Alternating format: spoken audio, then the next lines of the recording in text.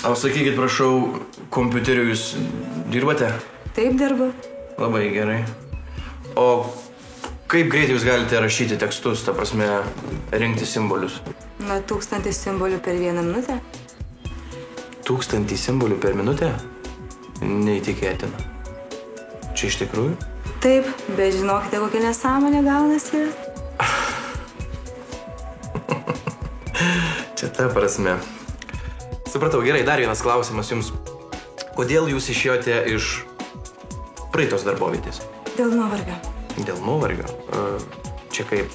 Dėl kokio nuovargio? Na, sakė darbuotojai, kad labai pavargo nuo manęs. Supratau. Supratau, visi nuo jūsų pavargo, dėl to jūs atleido. Gerai. Na, principė man viskas kaip ir tinka.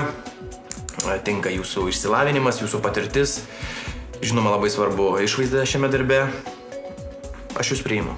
Tačiau, kaip žinia, kadangi yra sunki situacija Lietuvoje, kaip žinia, finansinė krizė dabar, tai mes jums pradžioje mokėsime po 500 litų kas mėnesį, bet vėliau atlyginimas didės. Gerai. Puiku.